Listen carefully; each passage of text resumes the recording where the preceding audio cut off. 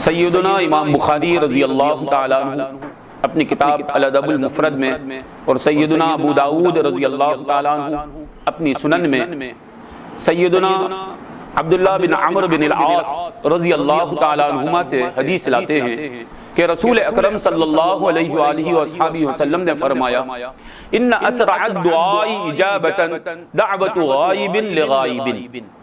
سرکار دو عالم صلی اللہ علیہ وسلم نے فرمایا تمام دعاؤں میں سب سے زیادہ جلد سے جلد قبول ہونے والی دعا وہ ہے جو یہ غائب کی دوسرے غائب کے لیے، ایک بھائی اپنے بھائی کے لیے اس کی غیاب میں جو دعا کرتا ہے، اس کی غیر موجودگی میں جو دعا کرتا ہے، مصطفیٰ فرماتے ہیں یہ دعا جلد سے جلد قبول ہو جاتی ہے۔ سب چاہتے ہیں کہ ہماری دعا جلد سے جلد قبول ہو جائے، کوئی یہ نہیں چاہتا کہ میری دعا دیر سے قبول ہو، سب چاہتے ہیں کہ ہماری دعا خدا تعالیٰ جلد سے جلد قبول کر لے۔ سرکار فرماتے ہیں تمہاری دعا جلد سے جلد قبول ہونا چاہتے ہو تو تمہارے بھائی کے غیاب میں، مسلمان بھائی کی غیر موجودگی میں، اور جب تمہارے سامنے نہیں ہے، تمہارے ساتھ بیٹھا ہوا نہیں ہے، غیاب میں ہے، غیر موجود ہے، وہ تمہارے ساتھ نہیں ہے، اس کے لیے دعا کرو، خدا تمہاری دعا جلد سے جلد قبول کر لے گا۔ تو اب یہاں سوال یہ پیدا ہوتا ہے اس میں میرا کیا فائدہ ہے؟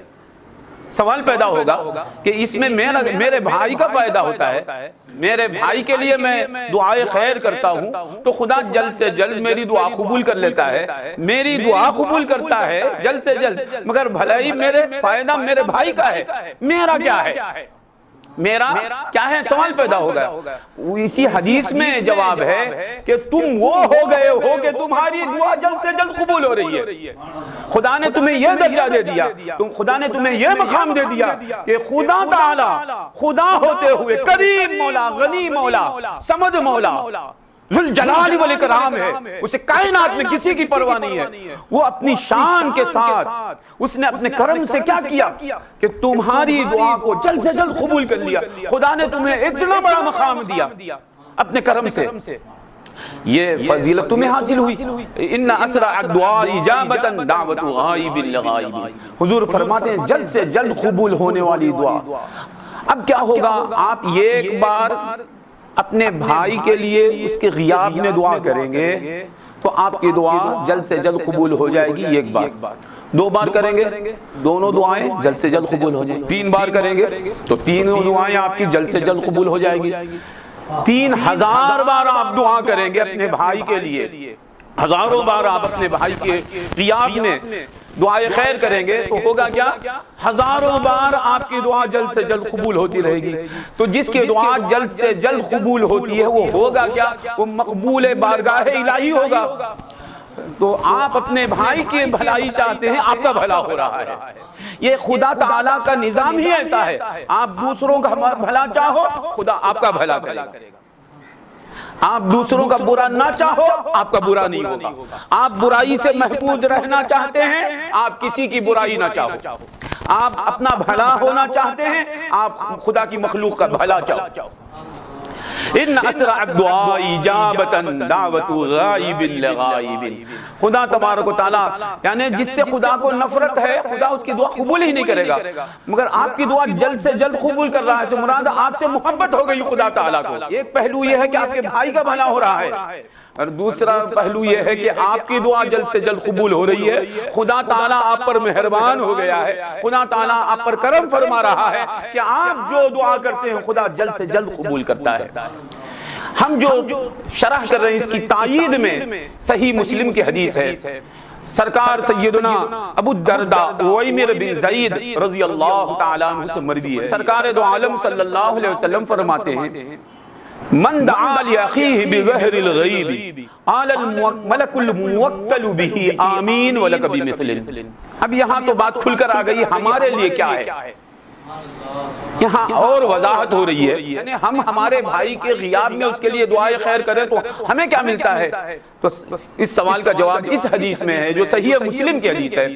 سرکار دو عالم صلی اللہ علیہ وسلم فرماتے ہیں دعا لأخیہ بظہر الغیب قال الملک الموکل بہ آمین ولک بمثل۔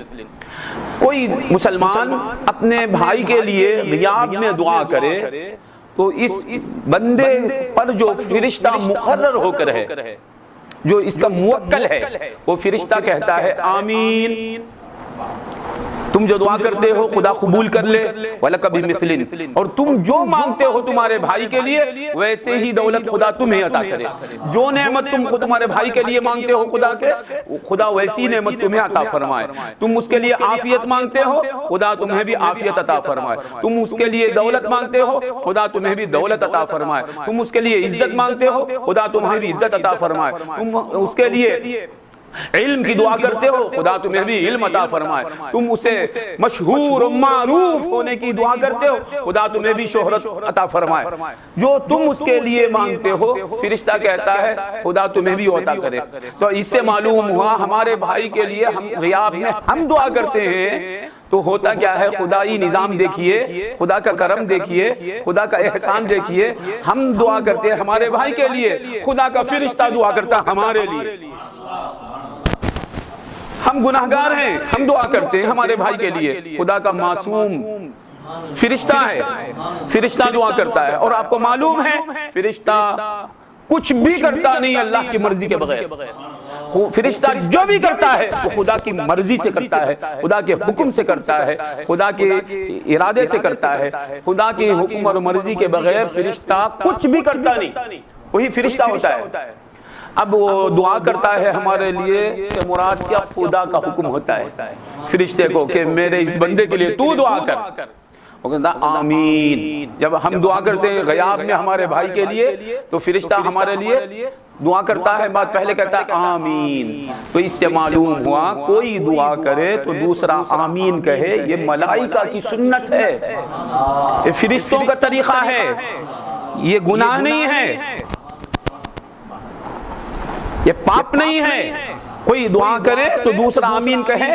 امام صاحب دعا کرتے ہیں ہم آمین کہتے ہیں، پیر صاحب دعا کرتے ہیں ہم آمین کہتے ہیں، کوئی بھائی دعا کرتا ہے کوئی آمین کہتا ہے تو لوگ سمجھتے ہیں کہ یہ غلط طریقہ ہے۔ غلط طریقہ نہیں، اسے غلط طریقہ کہنا غلط طریقہ ہے۔ یہ طریقہ دیکھیے آپ، ہم دعا کرتے ہیں ہمارے بھائی کے لیے، فرشتہ کہتا ہے آمین، تو دعا پر آمین کہنا یہ ملائکہ کا طریقہ ہے، ملائکہ کی سنت ہے۔ آمین وَلَكَ بِمِثْلٍ، تمہارے لیے بھی وہی عطا ہو۔ تو ہم ہمارے بھائیوں کے لیے جتنی دعا کریں گے بھلائی کی، ہمارا بھلا ہوگا۔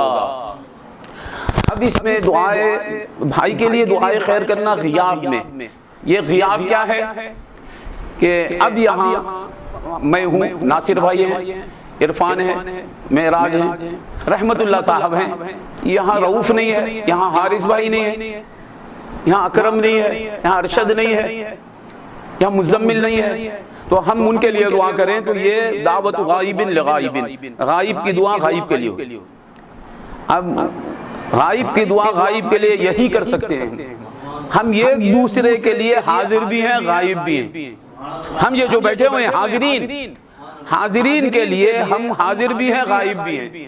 ظاہر کے اعتبار سے ہم حاضر ہیں، قلب کے اعتبار سے ہم غائب ہیں۔ ہم زبان سے دعا کرتے ہیں تو آپ کو معلوم ہوتا ہے، دل سے دعا کرتے ہیں تو آپ کو معلوم نہیں ہوتا ہے۔ تو اب دل کی دعا جو آپ کے لیے میں کروں گا وہ دعوت غائب لغائب ہے، غائب کی دعا غائب کے لیے۔ تو آپ جو ساتھ ہیں ان کے لیے بھی دعا کر سکتے ہیں، دل سے آپ دعا کریں گے تو آپ کو یہ فضیلت حاصل ہوگی۔ دل سے دعا کریں۔ ناصر بھائی قریب بیٹھے ہوئے ہیں، من وجہ یہ حاضر ہیں میرے لیے، میں حاضر ہوں ان کے لیے، ظاہر کے اعتبار سے۔ قلب کے اعتبار سے ناصر بھائی غائب ہیں میرے لیے، میں غائب ہوں ناصر بھائی کے لیے۔ صحیح ہے نا؟ آپ کا قلب کس حال میں مجھے معلوم نہیں، میرا قلب کس حال میں آپ کو معلوم نہیں۔ اب قلب دعا کرتا ہے، میرا دل دعا کرتا ہے آپ کے لیے، تو آپ کے لیے میں غائب قلب کے اعتبار سے، اور آپ میرے لیے غائب، تو دل سے دعا کریں آپ کے ساتھ جو بیٹھا ہوا ہے اس کے لیے بھی، تو وہ غیاب کی دعا کا ثواب ملے گا۔ اسرع الدعاء اجابۃ دعوۃ غائب لغائب۔ تو اس میں مصطفیٰ ہمیں کیا راستہ دکھا رہے ہیں کہ دیکھو دعا کرو زبان سے بھی دل سے بھی۔ بہت سے لوگ دعا کرتے ہیں زبان سے، آباد رہو آباد رہو، دل ساتھ نہیں دیتا، ایسا نہیں ہونا چاہیے۔ تمہاری دعا زبان سے بھی رہے دل سے بھی رہے، تو زبان اور دل میں اختلاف نہ ہو، زبان اور دل میں اتفاق ہو۔ آپ زبان سے کہتے ہیں خدا تمہیں آباد رکھے، دل بھی آپ کے ساتھ رہے، یہ ایمان کا تقاضا ہے، یہ اخلاص کا تقاضا ہے۔ تو آپ دل سے دعا کریں گے اپنے بھائیوں کے لیے، تو یہ غائب کی دعا غائب کے لیے کہ مترادف ہے۔ اللہ تعالی ہمیں اپنے مسلمان بھائیوں کی خیر خواہی اور ان کی بھلائی اور ان کے فائدے کی دعا کرنے کی توفیق عطا فرمائے اخلاص کے ساتھ۔